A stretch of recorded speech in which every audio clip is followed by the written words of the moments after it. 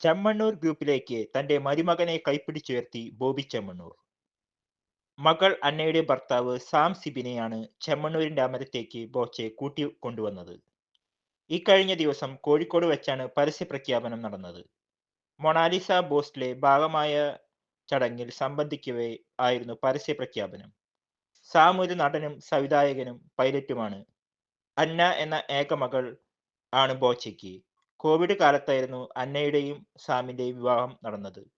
പ്രണയത്തിലൂടെയാണ് ഇരുവരും ഒന്നായത്.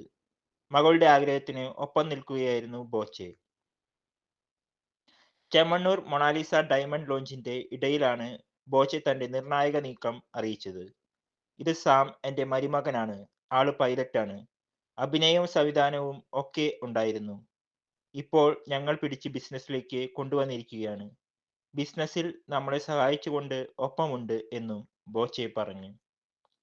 നേരിയ ചമ്മലോടെയാണ് ഹലോ എന്ന് സാം സെൽഫ് ഇൻട്രൊഡ്യൂസ് ചെയ്യുന്നത്.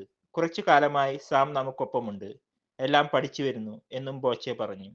ചെമ്മണ്ണൂർ ഗ്രൂപ്പിന്റെ തലമുറ കൈമാറ്റത്തെ ആണോ ബോച്ചയുടെ ഈ നീക്കം എന്നാണ് അദ്ദേഹത്തിന്റെ വെൽ വിഷേഴ്സ് ഉറ്റുനോക്കുന്നത്. ന്യൂ ജനറേഷൻ വിവാഹം നടത്തി കോടികൾ പൊടിക്കുന്ന ചിലർക്കുള്ള മാതൃകയായിരുന്നു സ്വർണ്ണ വ്യാപാരി കൂടിയായ ബോബി ചെമ്മണ്ണൂരിന്റെ മകളുടെ വിവാഹം. ഏറ്റവും ലളിതമാക്കി മാധ്യമ ശ്രദ്ധ ഒന്നും നൽകാതെ നടത്തിയ വിവാഹത്തിന്റെ വിശേഷങ്ങൾ ഏറെ വൈറലായിരുന്നു. ഒരു തരി പൊന്നില്ലാതെ ചെറിയൊരു നെക്ലസ് മാത്രം അണിഞ്ഞായിരുന്നു അന്ന വിവാഹത്തിനെത്തിയത്.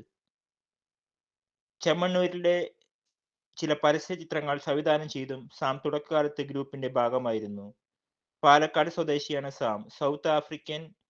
സൗത്ത് ആഫ്രിക്കയിൽ പൈലറ്റ് പഠനം പൂർത്തിയാക്കിയ സാം സ്വകാര്യ എയർലൈൻസിൽ ജോലി ചെയ്തു വരികയായിരുന്നു. അതിനിടയിലാണ് ഇന്ത്യയിൽ പൈലറ്റ് പരീക്ഷ എഴുതാനായി നാട്ടിലേക്ക് എത്തിയതും സിനിമയിലേക്ക് എൻട്രി നേടിയതും. ഓർമ്മയിൽ ഒരു ശിശിരം എന്ന സിനിമയിലും പ്രധാന കഥാപാത്രമായി സാം അഭിനയിച്ചിരുന്നു.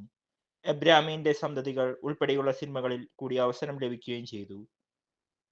നീ തെർമ കഫേ എന്ന ആർട്ട് മൂവി പൂർത്തിയാക്കിയ സാം പക്ഷേ ഇനി ചെമ്മണ്ണൂരിന്റെ അമരക്കാരനായി തുടരും.